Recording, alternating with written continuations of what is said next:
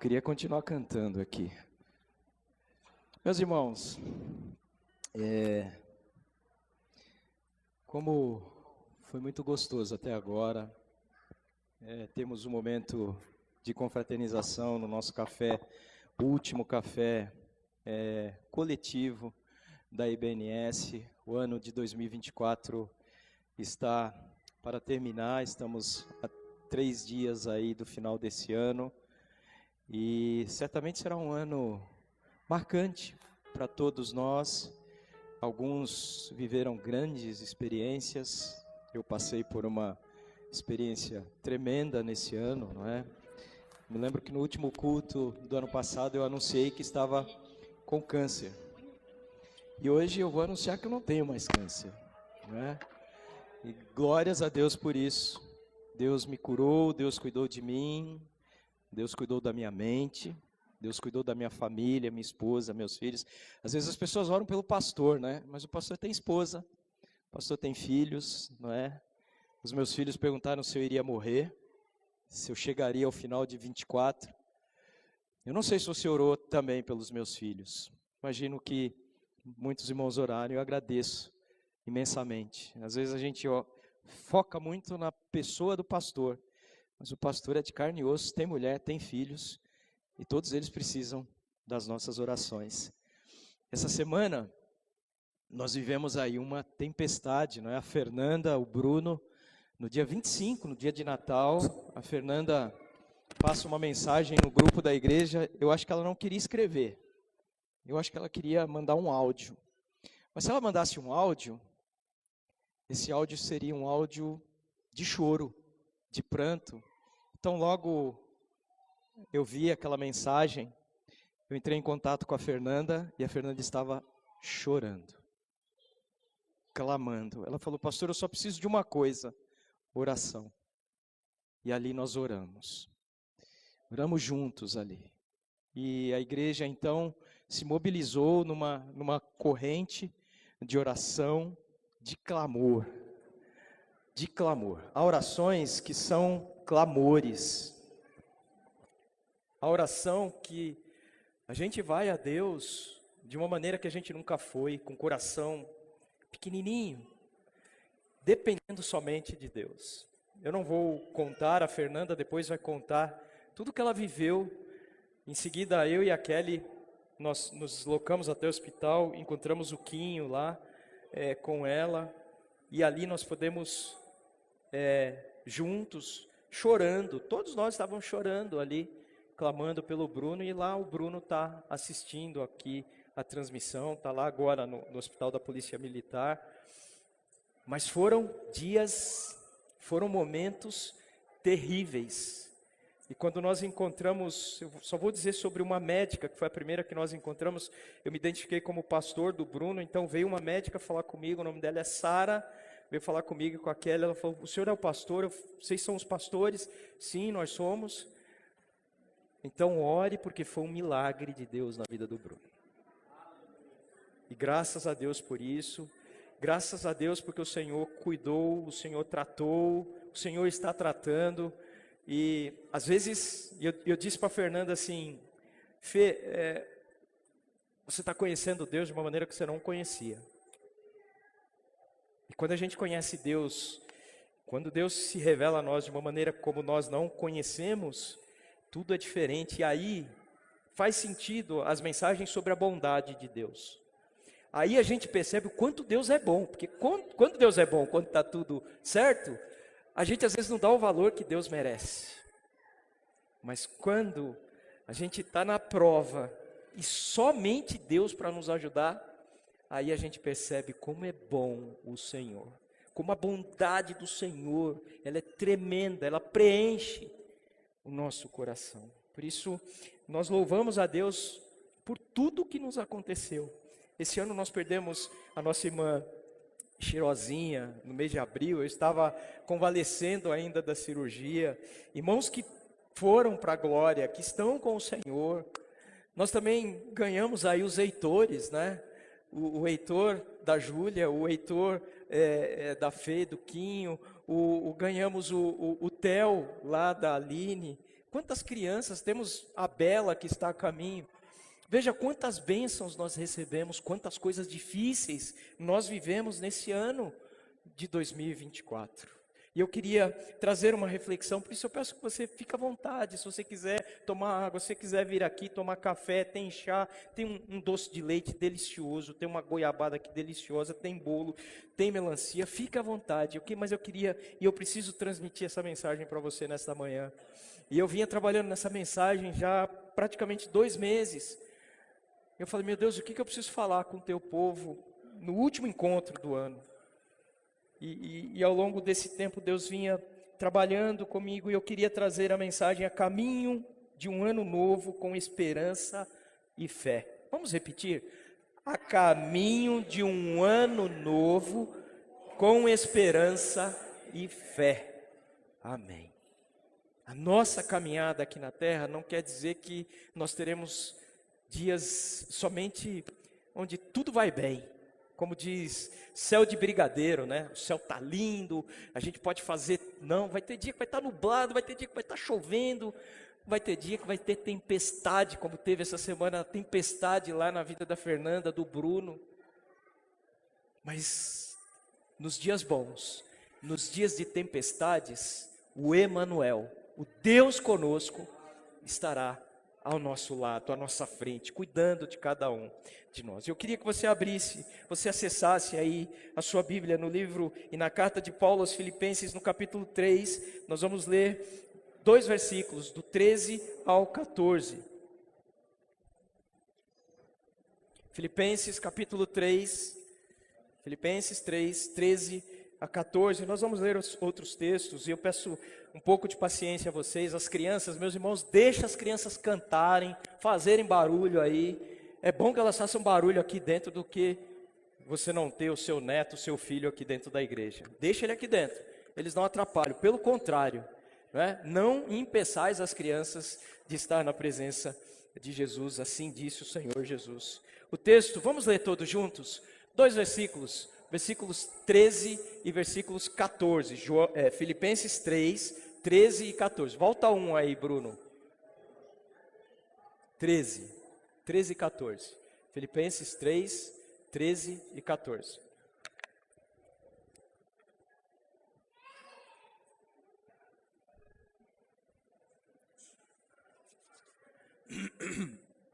Vamos lá? Todos? Irmãos, não penso que eu mesmo já o tenha alcançado, mas uma coisa faço, esquecendo-me das coisas que ficaram para trás e avançando para as que estão adiante, prossigo para o alvo a fim de ganhar o prêmio do chamado celestial de Deus em Cristo Jesus. Vamos repetir os 2 versos. Mas meu irmão, minha irmã, declare esse verso como se você estivesse comemorando um gol do Brasil. Afinal de contas, todo mundo torce para o Brasil aqui. E a maioria para o Palmeiras. Mas vamos lá. Irmãos, não penso que eu mesmo já o tenha alcançado, mas uma coisa faço, esquecendo-me das coisas que ficaram para trás e avançando para as que estão adiante, prossigo para o alvo, a fim de ganhar o prêmio do chamado celestial de Deus em Cristo Jesus. Pai, nós louvamos o Teu nome, já cantamos cânticos que exaltam o Teu nome. Muito obrigado pelo café da manhã que tivemos gostoso aqui, pela comunhão, pela confraternização, de poder rever irmãos aqui, irmãos que estavam adoentados, hospitalizados. Muito obrigado por esse encontro último como igreja de 2024. E agora, depois de ouvirmos as mensagens cantadas, nós queremos expor esse texto e que o Senhor, através do seu Santo Espírito, possa continuar tocando, falando a cada um de nós neste momento, nesses minutos que temos aqui. Muito obrigado, em nome de Jesus que eu oro. Amém. Ao nos aproximarmos do ano de 2025, e esse texto de Paulo aos Filipenses, ele nos oferece uma perspectiva renovada sobre o que devemos encarar no nosso futuro. Você já parou para pensar como será 25 para você? Você já fez essa análise? Hoje nós estamos a 3 dias do ano de 2025. Você já parou para pensar? Ou você não teve tempo? A correria não te deixou pensar? O dia a dia, os afazeres, as festas, as confraternizações, os encontros, o culto, a organização. É tanta coisa que nós temos que fazer. Você já parou para pensar no que vai ser 2025 para você? No que você espera de 2025 para a sua família? É tempo de nós pararmos, é tempo de nós refletirmos. E Paulo nos desafia, nestes 2 versículos, e mais precisamente no versículo 13, ele vai dizer que nós precisamos deixar todo o passado, o peso do passado, e avançarmos. Nós não podemos parar e ficarmos como um bloco de concreto, afundados aonde estamos. Nós precisamos avançar. E Deus tem algo preparado para nós. Passamos, vivemos lutas, dificuldades, sim, mas Deus tem algo para nós. O Deus presente, o Emanuel, está conosco. Foi isso que ele declarou. Isaías já dizia que viria aquele que seria o Salvador, o príncipe da paz. João disse que ele era a voz que estava preparando o caminho de Jesus. Os evangelhos declaram quem é Jesus, e Jesus, nas suas últimas palavras e instruções aos discípulos, ele vai dizer: eis que estarei convosco todos os dias, e todos os dias de sol, e todos os dias nublado e de tempestade. Por isso nós precisamos pensar no que virá, e o que passou, precisamos tirar como lições aprendidas, o que nós precisamos melhorar, o que nós precisamos ajustar, o que nós precisamos esquecer, enterrar, para seguirmos e avançarmos adiante. Por isso, ao iniciarmos o ano de 2025, eu queria que você pensasse e refletisse nisso. E Paulo está nos convidando a seguir com fé, com esperança. E eu queria abordar 3 aspectos que são importantíssimos para nós nesse texto. Primeiro, deixar o passado. Não significa que eu vou ignorar o passado. Não. Mas eu não posso ficar preso no passado. Eu não posso deixar que o passado me sugue, me arranque as forças que eu ainda tenho. E ele no versículo 13, na primeira parte, ele vai dizer assim: irmãos, não penso que eu mesmo já o tenha alcançado, mas uma coisa faço, esquecendo-me das coisas que ficaram para trás. Esquecendo o passado, Paulo enfatiza a necessidade de desapegar-se do passado. Sejam falhas ou mesmo sucessos. Há pessoas que se estribam no sucesso e falam: isso aqui deu certo, e o que está certo eu não vou mexer, eu não vou mudar. Não, aquilo que é bom pode ficar melhor. E é isso que eu tenho que pensar pessoalmente, e principalmente no reino de Deus. Aquilo que está bom pode melhorar, aquilo que não presta, arranca, aquilo que já serviu, não serve mais. É renovo, são coisas novas que nós precisamos para as nossas vidas. Esquecendo-me do passado, Paulo vai enfatizar a necessidade desse desapego, para não permitir que estas coisas nos impeçam de seguir adiante. Tem gente que para por causa do peso do pecado, do erro, das escolhas, mas tem gente que para por causa do sucesso. Nos 2 extremos, nós precisamos olhar, aprender e avançar. E Deus nos chama para esquecer o que ficou para trás e a perceber a nova obra que Ele deseja fazer, viu, irmã Maria, na sua vida. Pastor Leandro, Osmar, Júlia, o que Deus precisa fazer na sua vida, na minha vida. Querem ver um exemplo? José. O que aconteceu com José? Traído, vendido, quase morto pelos irmãos. Vendido como escravo, mas ele não ficou preso à amargura que trouxe aquela rejeição da própria família dele. Pelo contrário, ele mesmo daquela situação difícil, ele avançou, porque ele confiava em quem? Em Deus. Em todo o tempo ele não perdeu a confiança em Deus, e ele confiava no propósito que Deus tinha para a vida dele. Se José tivesse recuado, se José não tivesse avançado, ele não teria salvado a família dele e o Egito. E todas aquelas pessoas, todos aqueles países que estavam sob o controle de José no Egito. Esquecendo-me. José esqueceu do que aconteceu, sim, mas o esquecimento dele não apagou-se da mente dele, porque quando ele está com os irmãos, ele se volta aos irmãos e ele fala, olha o que vocês fizeram, mas apesar disso, Deus transformou o que vocês fizeram de mal em bem. Esquecer não é apagar, esquecer é aprender com o que aconteceu e avançar para o que está adiante. Isaías capítulo 43, versículos 18 e 19. O profeta Isaías vai dizer, esqueçam o que se foi, não vivam no passado. Vejam, eu estou fazendo uma coisa nova. É o Senhor que está mandando Isaías transmitir essa mensagem ao povo. Ela já está surgindo, vocês não percebem. Até no deserto vou abrir um caminho e riachos no ermo. Até na secura, onde ninguém diz que vai acontecer a água, a chuva, nem nada, Deus vai abrir caminhos, Deus vai abrir fontes inesgotáveis de bênçãos para as nossas vidas. Esse texto está inserido num contexto em que Deus fala ao povo de Israel, lembrando de como Deus tirou aquele povo do Egito, e assegurando aquele povo que viria algo maior, que viria algo melhor, e Deus exorta seu povo a não ficar preso aos eventos do passado. O povo, enquanto estava saindo do Egito, era melhor que a gente tivesse escravo, mas não sabiam o que Deus tinha para ele, porque a gente olha o que está aqui, na frente do meu nariz, é aquilo que eu enxergo. O povo não enxergava adiante, o povo não enxergava com fé, e fé é enxergar o invisível, é aquilo que eu não vejo, possibilidade alguma, para poder avançar, para poder colocar o pé no mar e eu poder atravessar o mar. Fiquem tranquilos que eu não vou pisar aqui não, tá bom? Deixa eu afastar mais um pouquinho aqui, que acontece, né? Então, o chamado é para perceber essa nova ação divina, e estar pronto para ela. Esquecendo o passado, Deus quer que Deus quer que o seu povo deixe de fixar-se naquilo que é antigo, que não serve mais. Meus irmãos, nós estamos numa nova era, num novo tempo. Não dá para fazer as coisas que fazíamos antes.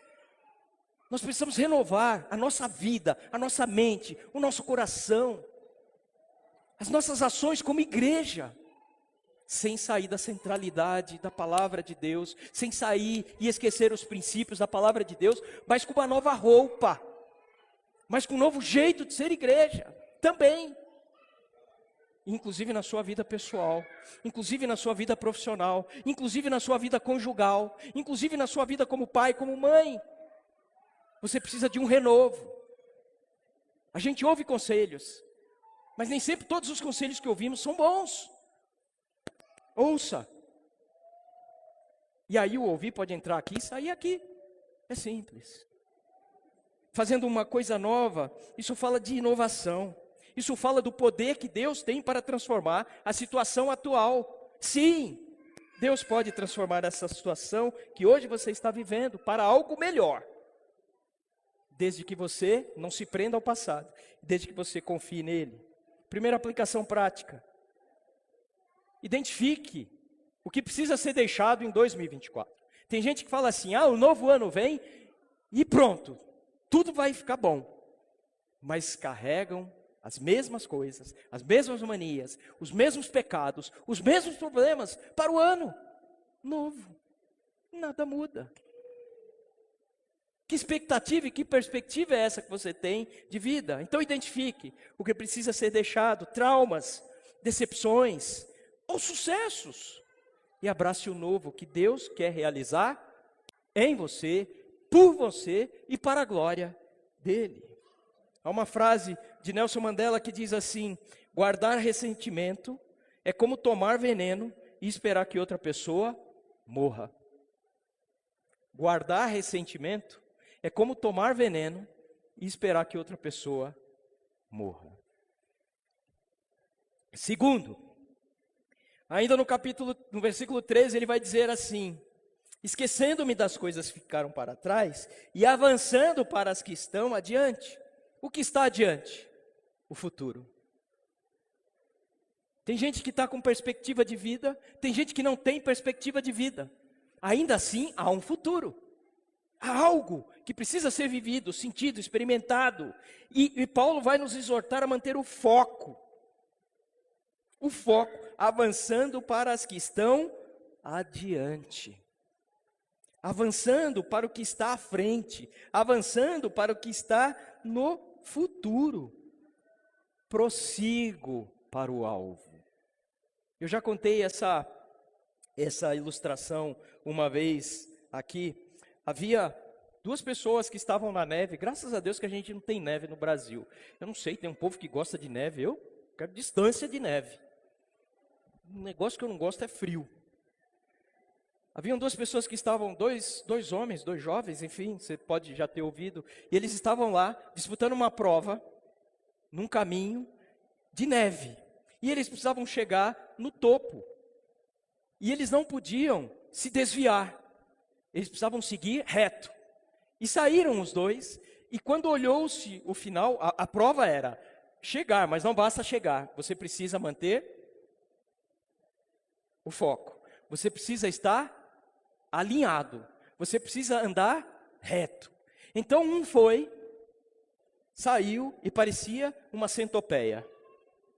Foi fazendo esse caminho sinuoso. O outro foi e manteve a reta. E quando chegou lá no topo e olhou-se para os dois caminhos, ganhou aquele que estava com o caminho como se fosse uma linha reta. E aí perguntado para aquela pessoa, como é que você chegou até aqui sem se desviar do caminho? Ele falou assim, você está vendo aquela árvore que está ali? Enquanto eu caminhava, eu não tirava os olhos daquela árvore. Quando Paulo fala assim, avançando para as que estão adiante, prossigo para o alvo. Qual é o meu alvo?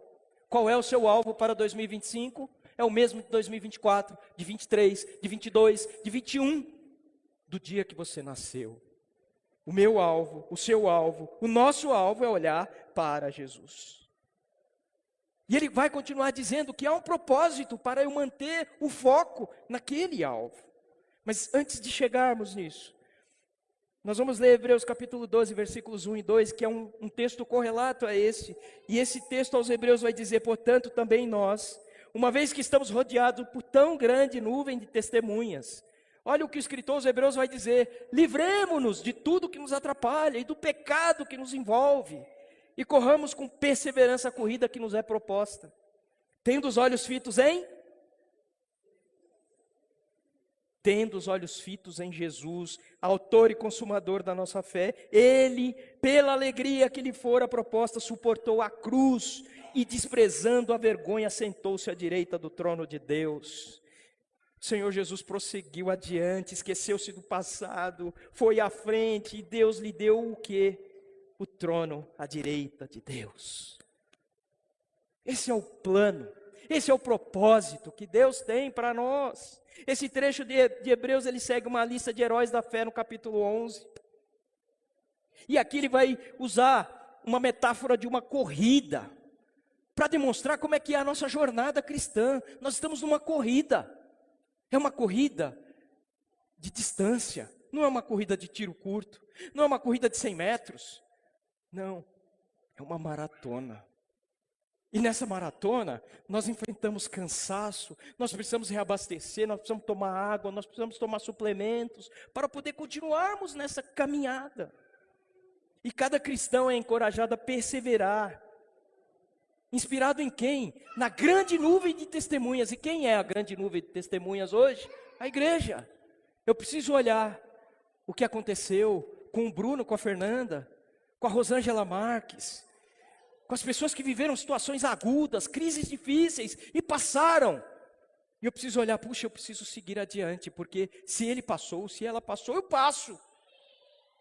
Esse é o propósito. Por isso, como igreja, meus irmãos, nós precisamos estar unidos. Igreja é um lugar tão bom, que você não encontra o que nós temos aqui na igreja. Eu não digo que essa igreja é perfeita, não é isso que eu estou dizendo. Essa igreja erra. E aqui eu quero abrir um parêntese. Se algum dos nossos líderes errou com você, se algum dos nossos líderes disse algo para você, se eu como pastor te disse algo, durante esse ano de 2024, eu quero nesse momento pedir perdão a você, por mim e pela minha liderança. Sabe por quê? Porque nós erramos. Viu, Chico? A gente erra. Mas Deus nos dá a capacidade de percebermos que erramos e pedir perdão para seguirmos adiante. E agora eu deixo com você a responsabilidade, porque eu estou pedindo perdão em nome de Jesus. E meus irmãos, enquanto eu estava preparando esse sermão, essas coisas me vinham à mente. Me vinham à mente. E como é duro você ouvir de um líder, às vezes uma palavra ríspida, às vezes uma palavra que você não está esperando, você pergunta uma coisa, responde outra. O fulano me respondeu mal, o pastor, meu Deus do céu, estava insuportável. Eu quero te pedir perdão por isso. Sabe por quê? Eu erro. E quem mais erra na igreja é o pastor. Mas ao pedir perdão para você, está com você a decisão de me perdoar ou de nos perdoar. Daí para frente, tudo que você fizer e que não for em direção ao perdão, você está pecando. Então não adianta falar mal da igreja, porque você vai estar falando do Cristo, que é o dono da igreja. Na igreja, você encontra amor, você encontra perdão, você encontra reconciliação. Você encontra a possibilidade de poder abrir seu coração para pessoas do seu PGM, e essas pessoas compartilharem uns com os outros, ajudarem você nos momentos de crise, de luta, mas de sucesso. Coisas que lá no mundo você não vai encontrar. Coisas que o mundo não vai te dar, mas que você engole. Mas na igreja tem gente que tem dificuldade. Por que será? Porque aqui eu posso magoar o Chico e deixar por isso mesmo? Sendo que Jesus mandou, não sou eu, Jesus mandou, amai-vos uns aos outros, suportai-vos uns aos outros, cuidai uns dos outros, orai uns pelos outros. E tem gente que não quer fazer isso. E continua remoendo. Saiba, como disse aquela frase do Mandela, é como se você estivesse tomando um veneno, esperando que outra pessoa morra. Não estou dizendo que você vai morrer, não estou profetizando, não estou falando nada disso, meu irmão. Mas a decisão é sua. Fechando o meu parêntese aqui. Uma grande nuvem de testemunha refere-se ao exemplo da fé nesse texto aqui de Hebreus do Antigo Testamento. Aquela galeria de pessoas que estavam listadas naquele texto dos heróis da fé para nos encorajar. Livrar-se do que nos atrapalha significa remover tudo que impede o progresso espiritual, o pecado. Sabem, irmãos, nós vamos chegar agora no início do ano, e nós vamos ter eleição para a liderança da nossa igreja. Vai ter mudança. Já vou avisando aqui de púlpito, nós teremos mudanças, inclusive nos ministérios. Inclusive eu vou promover as mudanças, porque é necessário mudar. Tem gente que vai chegar para mim e vai dizer, pastor, eu não aguento mais. Está difícil. Cuida de um ministério. Eu cuido da igreja. Se eu chegasse hoje para a igreja e falasse assim, meus irmãos, eu não aguento mais. Vou pegar meu boné e vou embora. Como você se sentiria? Qual seria a sua reação? Ou somente o pastor não pode sentir isso? Parou para pensar nisso?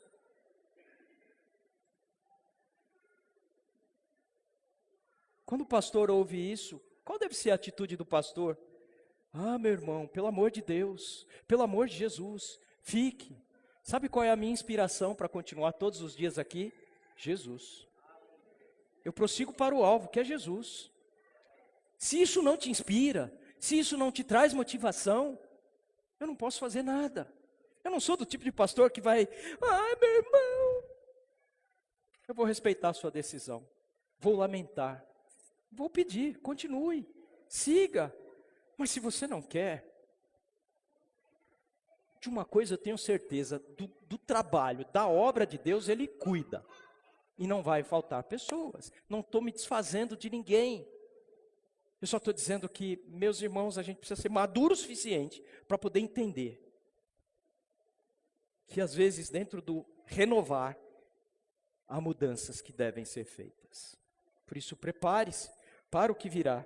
Prepare-se para as mudanças que acontecerão, sim, porque Deus tem um propósito, porque Deus quer que eu continue correndo com perseverança. E a vida cristã, ela é uma jornada contínua, que requer resistência e que requer foco.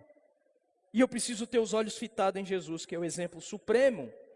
Mantendo o foco nele, nós podemos correr a corrida da fé com eficácia, com eficiência, não sem obstáculos, porque os obstáculos, eles vêm e eles estão conosco. Pense em Moisés, quando foi tirar o povo do Egito, como Moisés sofreu, como aquele povo murmurou. Às vezes eu estou olhando e vendo a vida de Moisés.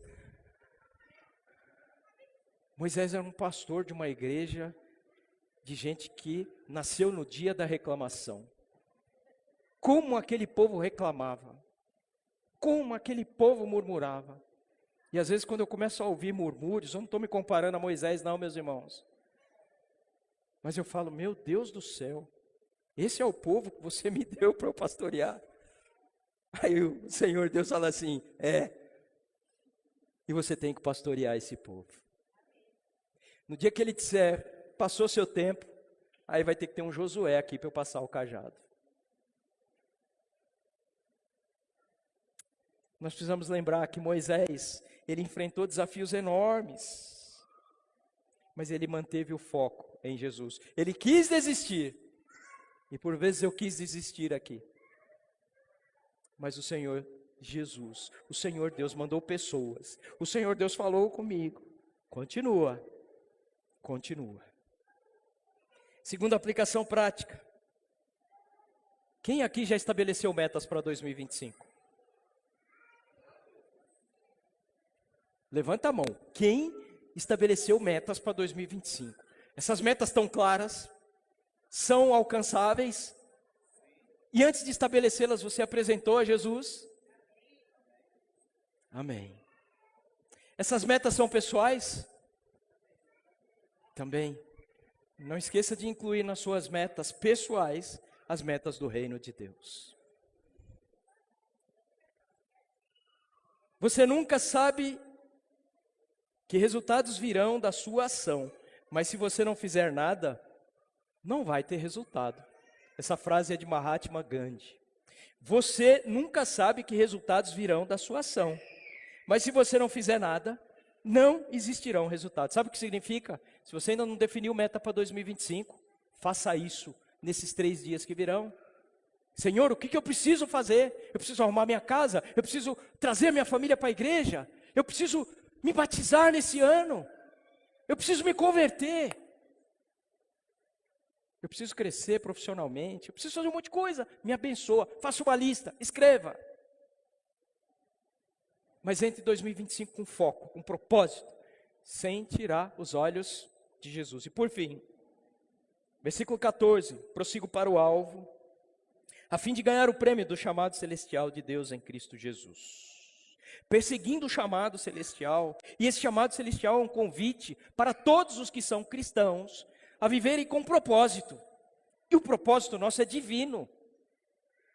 Não é o meu propósito, é o propósito de Deus para a minha vida. Caminhando na direção estabelecida por Deus. E eu quero chamar a atenção. 2 Timóteo capítulo 4, versículos 7 e 8. Normalmente esse texto é lido no culto fúnebre. Meu Deus, não sei porquê, né? Por que a gente lê esse versículo no culto fúnebre? No dia do meu você pode ler, não tem problema não. Mas eu já pedi para Deus para me segurar um pouquinho aqui na terra. Pedi isso em dezembro do ano passado. Senhor, eu estou com câncer, mas eu quero viver mais uns 100 anos. Pouquinho. Mas o versículo 7 diz, combati o bom combate, terminei a corrida, guardei a fé. Agora me está reservada a coroa da justiça, que o Senhor, justo juiz, me dará naquele dia. E não somente a mim, mas também a todos os que amam a sua vinda. Paulo, nesse texto, ele está escrevendo as últimas instruções a Timóteo, seu filho na fé. E ele está refletindo sobre a vida dele, sobre o legado de Paulo. E ele diz que ele lutou que ele correu uma corrida de resistência e que ele completou a fé em Jesus. Ele completou a fé em Cristo, no alvo da soberana vocação, que é o Senhor Jesus. E agora, depois de completar a fé, depois de combater o bom combate, ele aguarda pelo prêmio. Todos nós queremos um prêmio. Todos nós queremos presente. Semana passada teve o Natal, teve gente que ganhou presente. Teve gente que ganhou bons presentes, caros. Teve gente que não ganhou nada. Será? O maior presente é Jesus. Ah, pastor, mas não é material. Meu filho não me deu um presente. Minha esposa não me deu. Meu marido não deu um presente. Hoje eu ganhei um presente aqui. Vou levar para casa um presente. Vou mostrar para ninguém, porque eu ganhei. Só meu, tá? Mas eu ganhei um presente. Como é bom. Isso, né, nos dá um novo oxigênio. Mas sabe que Jesus nos deu a vida ao ir em nosso lugar, lá na cruz. E quando Paulo está dizendo que combateu o bom combate, ele está dizendo que na sua vida, na minha vida, nós vamos viver lutas. Você vai passar por lutas em 2025. Isso não é profecia, meu irmão. Isso é a vida. Você vai passar por lutas. Mas se mantenha firme. Enfrente os desafios com coragem. Ah, eu vou ficar desanimado. Sim. Mas peça ajuda a Deus. E peça ajuda para pessoas. Por isso a importância da igreja. Por isso que você não vai encontrar em outro lugar o que você encontra na igreja. Não fale mal da igreja. Se a igreja te magoou, vá à pessoa. Fale com a pessoa.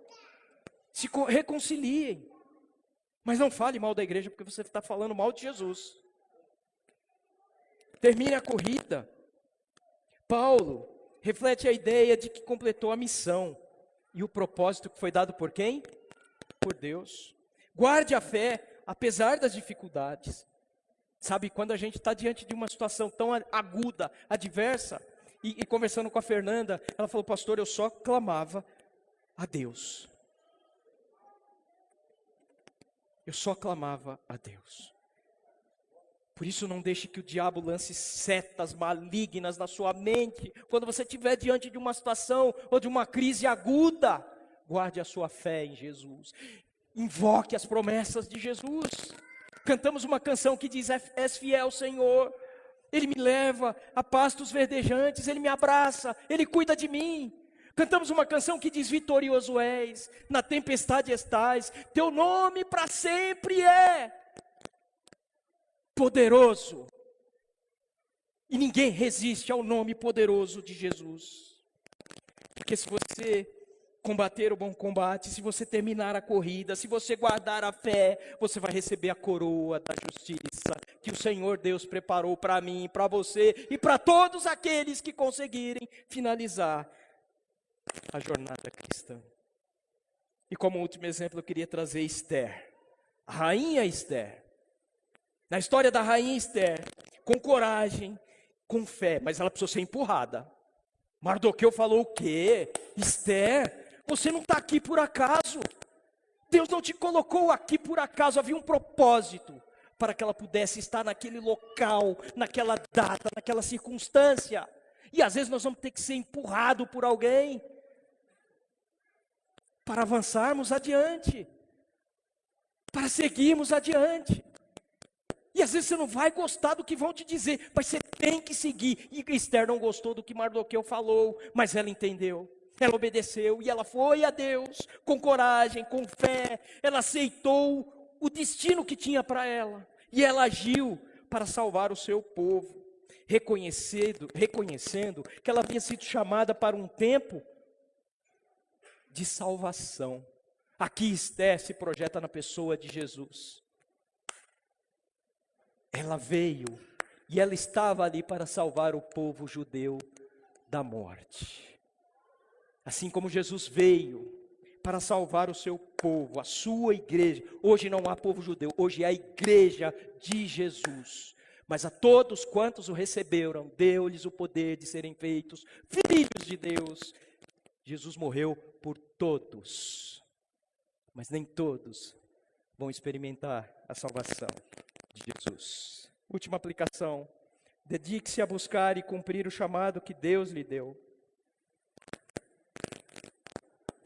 Dedique-se a buscar e cumprir o chamado que Deus lhe deu. Use suas habilidades, onde quer que você esteja, no seu trabalho, na escola, na sua vizinhança, onde você estiver, e use seus dons no reino de Deus. Usando talentos, usando os dons, vocês vão impactar o mundo e vocês vão impactar no reino de Deus no ano de 2025.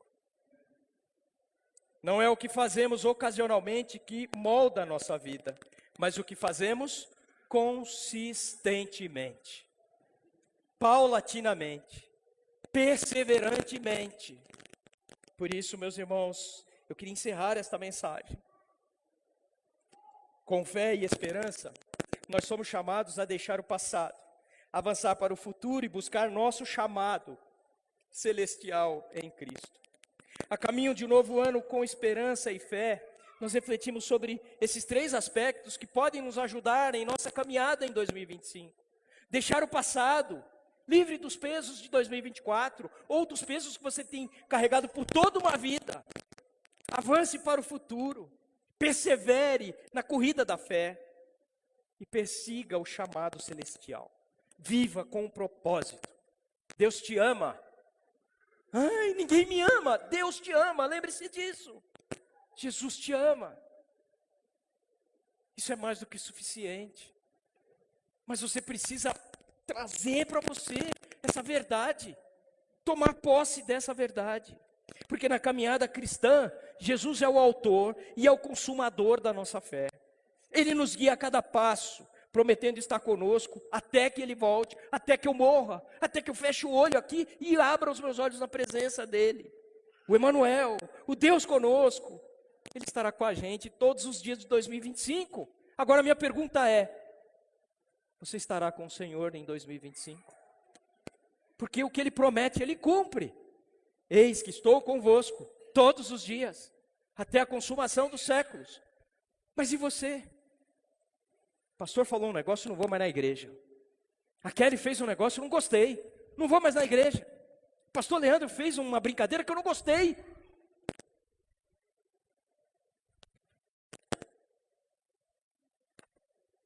São coisas tão pequenas, insignificantes, porque eu deixo de olhar o alvo, o propósito da verdadeira e soberana vocação em Cristo Jesus.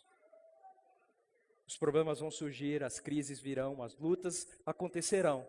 E eu preciso fazer como aquele moço que estava na neve. Ele olhou para o alvo, não tirou o olho do alvo e seguiu adiante. A Kelly falou um negócio para mim, o Fábio falou um negócio para mim, o Serginho falou um negócio para mim. No dia seguinte, eu não vou mais na igreja. Eu não vou mais fazer isso. A pessoa erra e às vezes a gente orienta e não quer ouvir.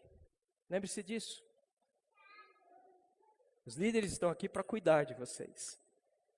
E às vezes o cuidado é orientar, é falar, não agredir. Por isso ame. Porque você não é um líder hoje, mas pode ser amanhã. E as dores que nós passamos e vivemos hoje, você pode viver amanhã. E lembre-se do seu pastor em suas orações, no ano de 2025. Seu pastor, os seus pastores têm orado por vocês.